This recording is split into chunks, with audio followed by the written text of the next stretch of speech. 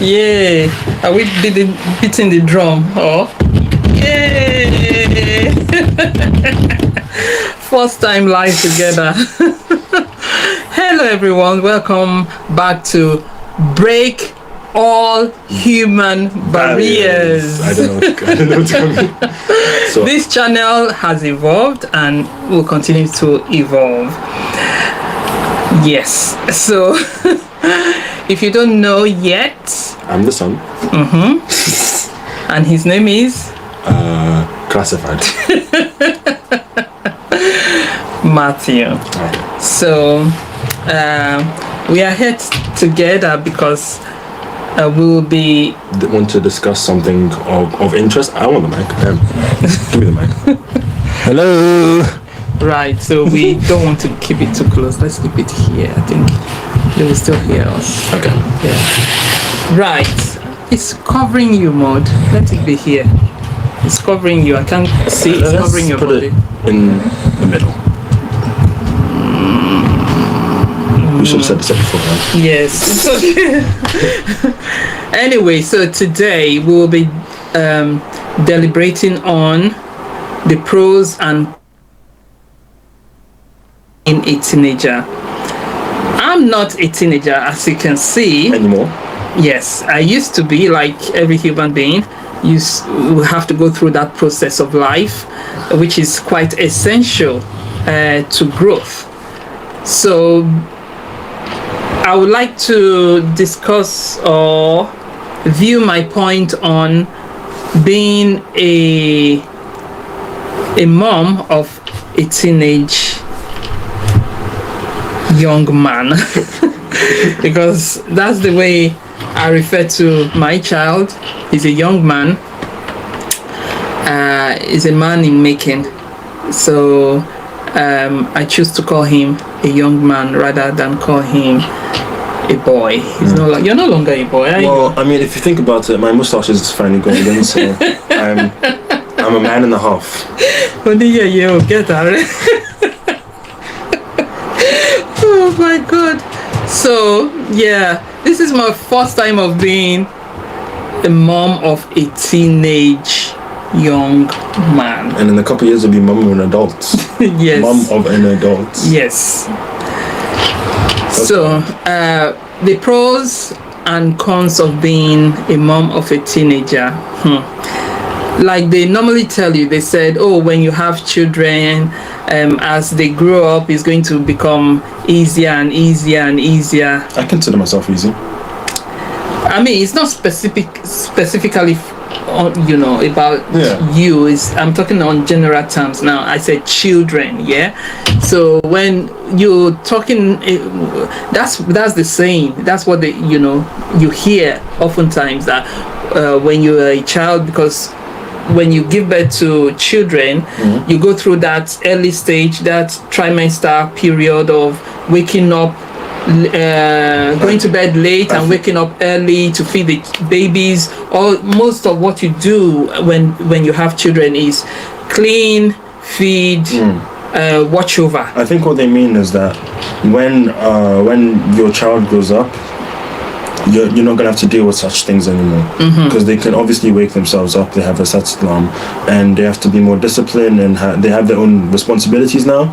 Obviously, I don't really, Yeah, I don't that really, too. Yeah, we have our own responsibilities, but it doesn't necessarily become easier, because since you've been with them for like a decade and maybe a half.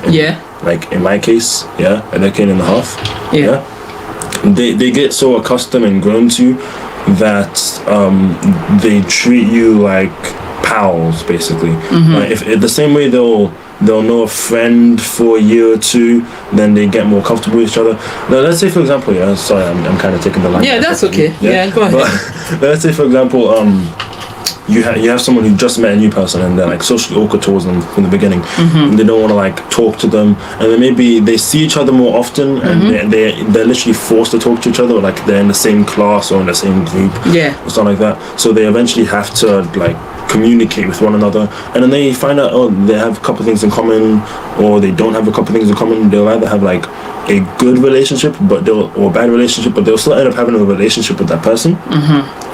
Either way, as time goes on, they get more accustomed and grow like with that person, basically.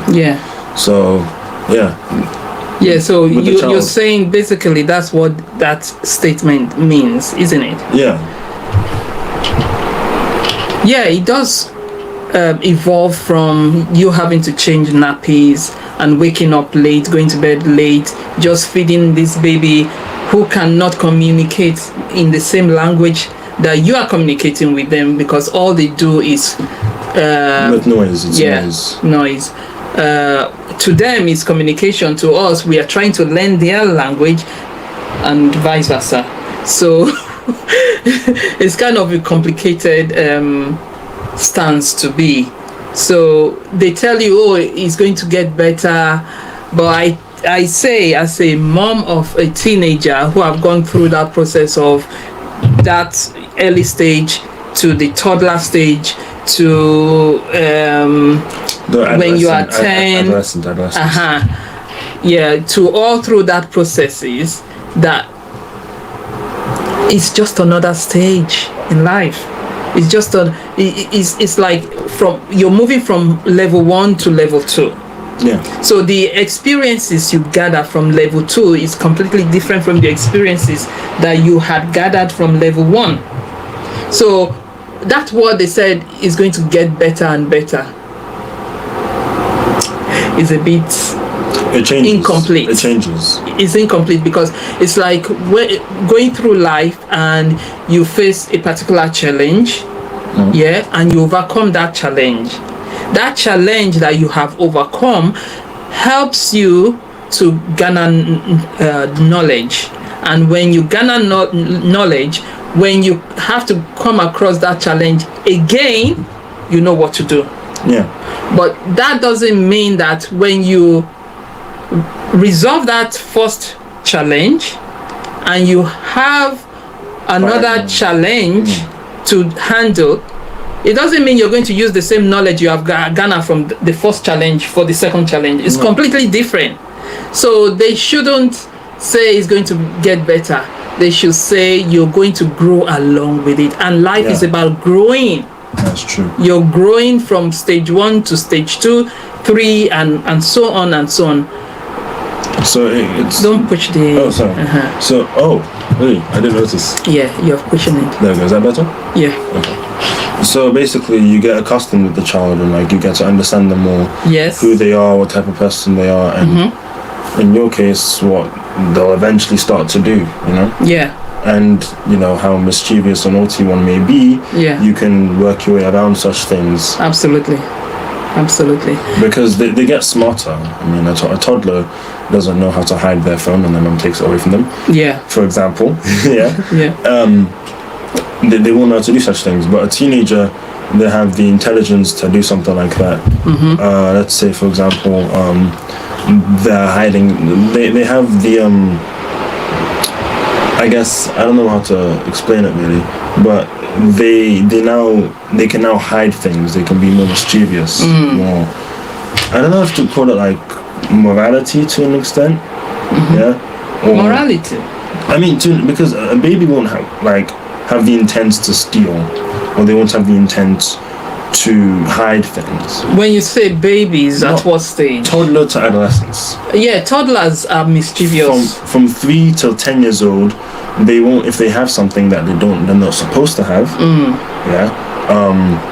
They won't hide it. It'll eventually be out in the open. Toddlers are mischievous. Well, I can't. Toddlers, being a toddler, between that, from that to 1.5, 2 years, 3 years, and 4 years, is a mischievous state. They are that's why they call them cheeky monkeys. That most of the time, that's why they use that term, cheeky monkeys. Are you being a cheeky monkey today? Oh, you cheeky little one, because they are mischievous at that stage. They are when you were that age, the word I constantly used for you was explorer. Yeah. So that's what they yeah, do. that's what they do, because they're exploring. Exactly. They are trying to understand their world. They are trying to try new things. You know, just mischievous, really.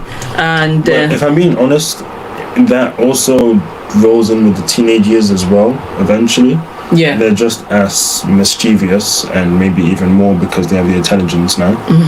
But also there's a lot of emotions that come with it. So because puberty, all that sort of stuff, that, as you can see by the thumbnail, though, for those of you who are watching, I don't think it's actually like this, but it says sex at the back. Then you mean the part of the emotions expressed? Then, like, it doesn't say on the image, but I'm sure a lot of teenagers are, like, very edgy.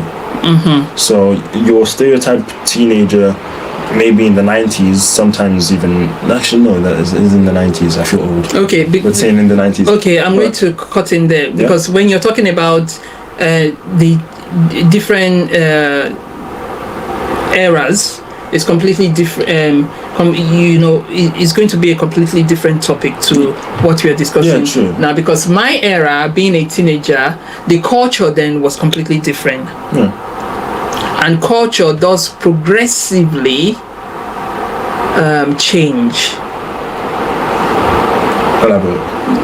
When I say, like, for example, when I was a teenager, there were certain things that we were not allowed to do when I was a teenager. Obviously. But today, because of the culture, then we're not allowed to do, especially being a girl. Well, it still applies today. Like, for example, times change. Culture stay the same. Times change. I don't want to go too off of topic, so I'll try and sway back into the topic. But the culture remains the same. It's just that, let's say, for example, LGBTQ. The culture stays the same, but now it's more woke, and accepting of LGBTQ community. But the culture, let's say, for example, the British culture, or I'll stick to the British culture because it's the most like woke. It's the one you can relate with. That too. They also now accept LGBTQ when in the past they didn't. Well, let's not digress. I'm just let's not digress. I'm just trying to use that as like an example for the culture, to say that culture stays the same. But it's the times that change. Okay, I'll take that. But the times that change do have effect on culture. Do you know that? Yeah, obviously, because so it can invariably change the culture. For example, it was the culture in the UK, say in the 60s, that being an LGBTQ, is it LGBTQ? LGBTQ. Being that was against the normative. It was against the culture. Yeah, exactly. So what has happened today? We agree that the times have changed. Has the culture changed? Slightly, because they're more accepting. But because I'll say, you're making a good argument. I don't like that. Okay, that's why we're here doing this together. But the thing is, oh wow, we've been on here for a while. Because the times have changed.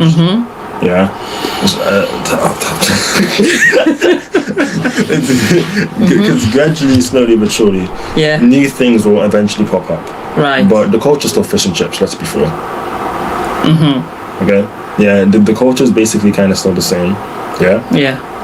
But okay, I'll have to agree that it has slightly shifted a bit. It has shifted. There's been a great shift. Okay, it shifted because in this culture, which is also shall I say kind of forcing other cultures around the world to be accepting of But it's changed because of the times. Yeah, it's changed because of the times. Absolutely. So with these new ideologies that are popping up, whatever it may be, because of these new ideologies that appear over time, these new thoughts or these new way of thinking, that has, again, like you said, forced the culture to shift. But at the same, and as you said, now that they're pushing their culture or their ideology, their mentality on other people, but they don't really accept. Not many accept it. That's before. It's an ideology. It's not the culture of the land, is it? It's not many. It's the people. It's the people. Right. People from Africa can come here, switch with the people from the UK, and the only thing that will be different is how this place is managed and the mentality. It's the people. But it's also being done politically. You're saying that mentalities and ideologies are being forced into other countries? It's also being done politically.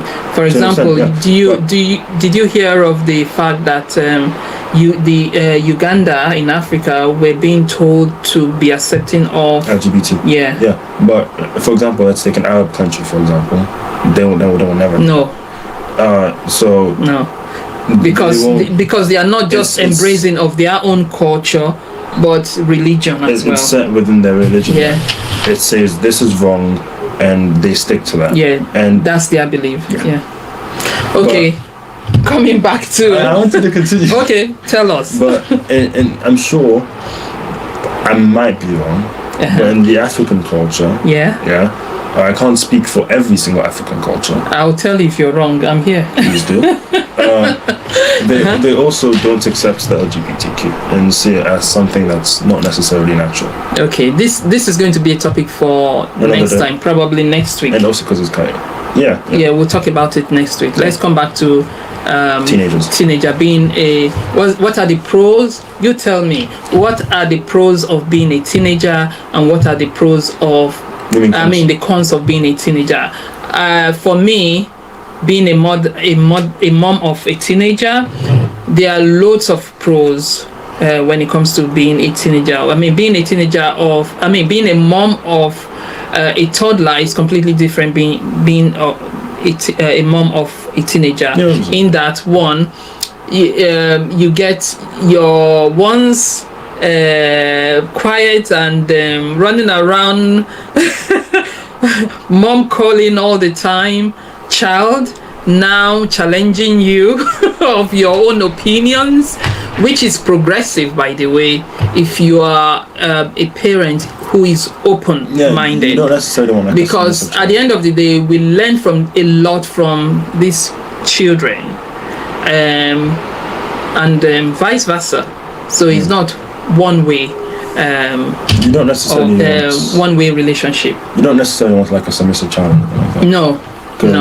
Because then how they're going to take that out into the actual absolutely. Because let's say, for example, if they're being submissive at home, it's like how they're going to be everywhere else. Absolutely. And they won't be able to voice their own opinions or ideas.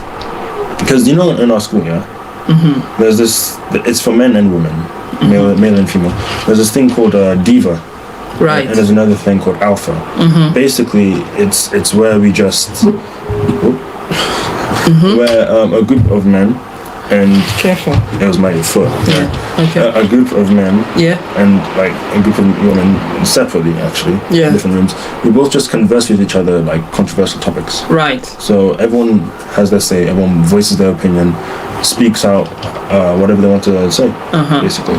Right. And if the child is generally maybe submissive at home, they won't necessarily want to voice their opinion out and agree with what everyone else is saying. Because they've not been given that platform to be expressive at home. But generally, unless the child is being because there's discipline, beating, and then there's abusive beating.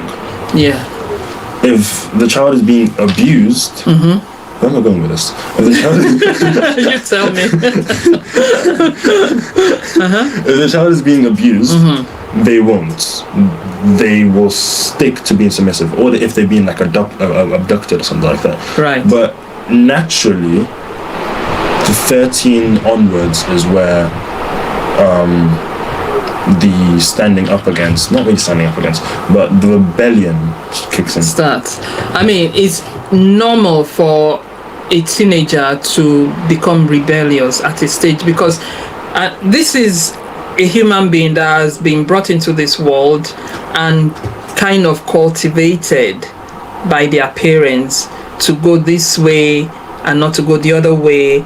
Then the teenage era is a time to be able to have that space to question that path your parents have introduced to you. You then begin to, because you have cultivated your own beliefs, system of belief. So it comes to this place of confliction sometimes in the life of that teenager. You're thinking about it more like an ideological sense, you know? Like, no, not ideological. I mean, this is what every teenager, every human no, goes I mean, if you have an idea, yeah, let's say for example, you believe that this prime minister was the best prime minister, and then I have the idea that this prime minister was not the best prime minister, another one was, and then I'm now able to say that, oh, no, I believe that you're wrong. That's what you're thinking about, right? No. Okay. Well, closely. Because there's that finally being able to argue against or debates against. And there are some other, for example, if I'll use attending churches as an example. Like when I was a teenager, because my mom specifically liked some type of churches. So when I became a teenager and I got admitted into the university back home in Nigeria, then I started addressing the Bible completely differently.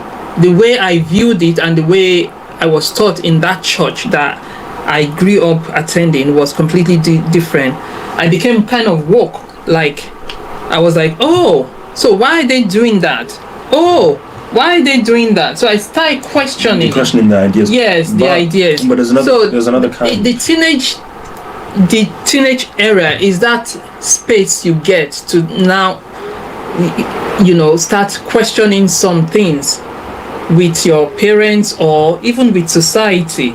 But again, how you now portray those ideas that is popping up in your head, or those things that you have questions about, that's the thin line, whether you're going to be a rebellious teenager or a teenager that is ready to reason.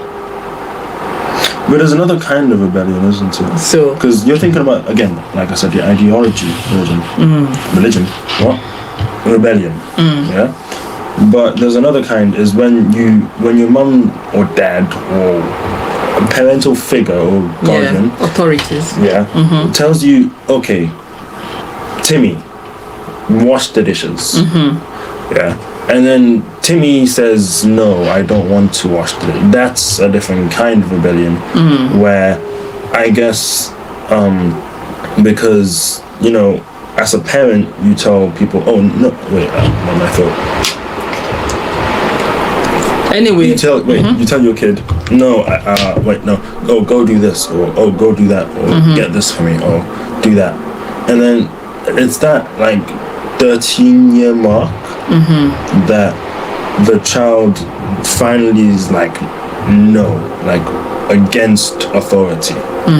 There's, you're right, but I've seen kids in their adolescence question ideologies if they've been brought up a certain way, of course, or if they have a certain mental capacity.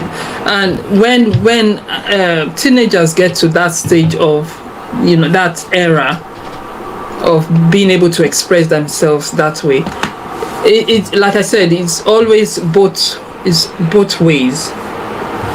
It lies on both parties. How the teenage tend to portray their beliefs to to a stage of questioning it is one thing, and how the parents.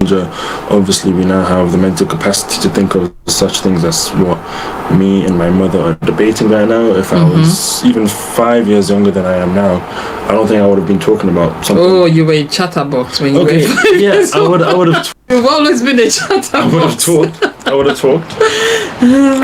Before. I would have talked.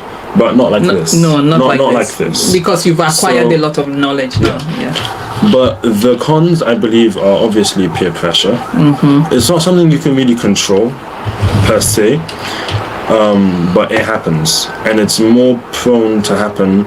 Well, no, it can happen if you're an adolescent as a child as well, if you're 10.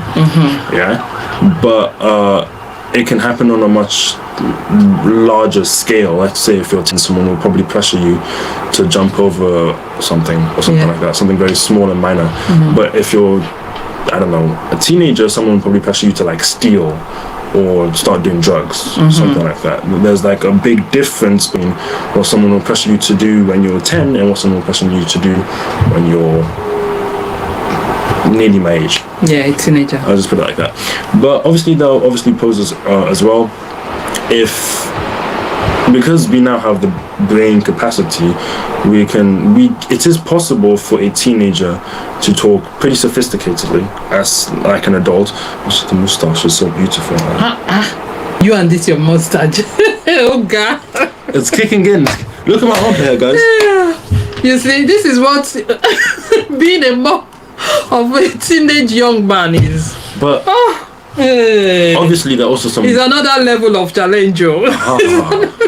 But those are like the mental and like social pros and cons. Physical pros and cons. Your balls drop. You have, what did you say? Bigger muscles. And you know, depending on male or female, things happen. So yeah, puberty kicks in that. So bigger puberty. So you're talking essentially about the body change. There are also bodily changes. Your anatomy. But personally, that's actually a con because I really hate pimples with a passion. Right. But at the same time, if you're 10 and you do an exercise routine, I don't really think you'll be able to push out 15 push-ups or 20 push-ups if you're 10. Unless you had like some crazy genetics. I don't start talking about gender. Yeah. So obviously there are some physical pros and cons. Yeah. Whether that be pimple, you know, or muscle build or body hair. Yeah. Yeah. But there are also the mental pros and cons, which I said, which are now being able to talk more sophisticatedly and peer pressure. I mean, sophisticatedly. Indubitably, yes. I will never say indubitably. Are you talking about the voice change or the grammar? That is all both, actually. The voice deepens. You get your Adam's apple, all that kabaz. Right. All that stuff. Let's see the mustache. Ganton pariwo. Hey, rich. It's huge. My mustache is there. You just can't see it because it's so beautiful. That. What about the cons? The cons? Physical and mental. Anyone that you want to mention? I think, from my experience, the biggest con is peer pressure, and obviously the mood swings. I don't really like that. It happens out of nowhere, to be completely honest with you. It's normal. It's normal, but I just don't like it because let's say I'm having a normal conversation with a friend and then out of nowhere I just snap for no reason, you know? Or vice versa. It just happens. Or, you know, you have some people at the back of the class, their mood swings could be completely different. It could be depression. It could be stress. There's a lot of mental, you know, like a lot of teenagers probably, I'm saying, not from experience obviously, but I'm saying this like from what I've read on Wikipedia. Wikipedia is not the best website, but I'm saying this from what I've read. A lot of teenagers, due to like exams or stress at home or stress with friends, a lot of them may take their life. Yeah, that's depression. Yeah, and it happens a lot, rather in like middle-aged men or teenagers. Do you know that 70% of suicides are committed by men between teenage and middle age? Yeah, that would be another topic. You've just brought another topic for us to discuss, because when it comes to men and boys, the way the pressures, the societal expectation and pressure and belief. We've been conditioned to believe that men shouldn't cry. We've been conditioned to believe that men are strong. They are, nothing untouchable and all that stuff. But men are humans. And, They have body, flesh, and they feel pain. And when they feel pain, they should be allowed to express it, either by crying or you cry over it, but don't stay there. Don't remain in that dungeon of well of tears. So you need to, as why they say be a man is express that emotion, but don't remain there.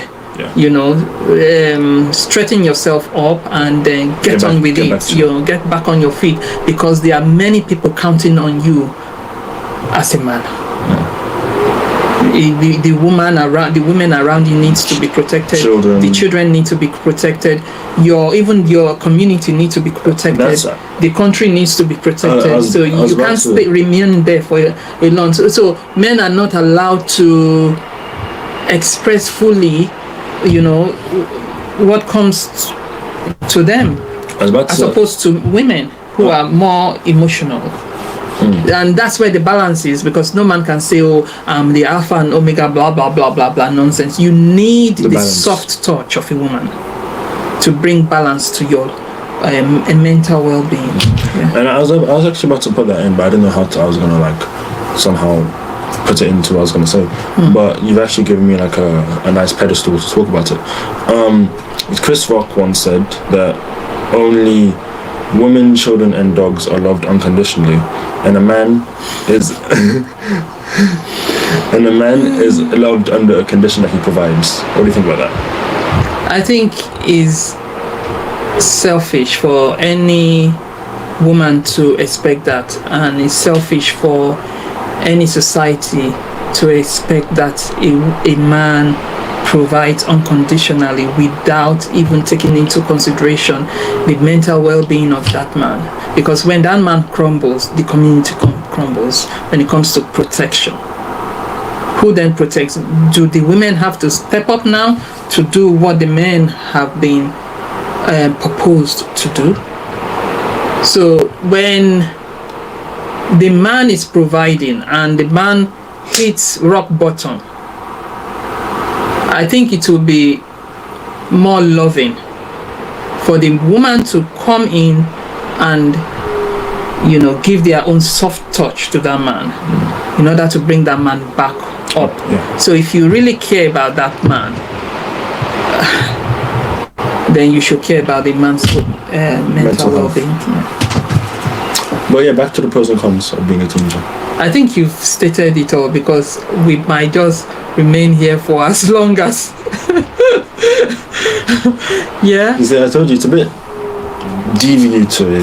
Yeah, it is deviatory when someone else is there, isn't it? Yes, absolutely, and more enjoyable as well, because as opposed to how I've been running this channel, which is just talking to all of you viewers, it's completely different to when I have to sit down with one-on-one with someone else. Not just someone else, my child, who is a chatterbox and who is so expressive, because that's the way I've brought him up. We just enjoy each other's company, and most likely this is how this channel is going to evolve. Or we will see, because this channel has evolved. If you look at my old videos, you see how much this channel has evolved. I want to chip something in. So, shameless promotion. I'm not trying to abandon my channel. There we go. So, kind of, check mine out. Yeah. Don't worry, we'll bring all that in later. Not now. We'll bring all that in later. 40 minutes. That's a long time. All right, so we're going to end it here. I'm sure we'll continue this topic tomorrow. Yes, we will. Let's continue this. Part 2? Yeah, part 2. Let's do it part 2. Pros and cons. Yes. Tomato. Same thing. Not same thing. Maybe talk about another aspect that we haven't really addressed. We'll talk about it later. Do you want to talk about your experience? Yes. As a teenager? When all of it. I ask you. Yeah. So now that I basically just spoiled what we're going to do tomorrow. Yeah, Mr. Spoiler. Stay tuned for it because it sounds interesting, isn't it? Okay. It's here we draw the curtain and say adios. We'll see you tomorrow. Take care. Thank you for the one who joined us today. Where? Oh, yeah. There was a one who joined us today, but that's life. This is just the beginning of Spicy Things. Yeah. Woo. Bye. Bye.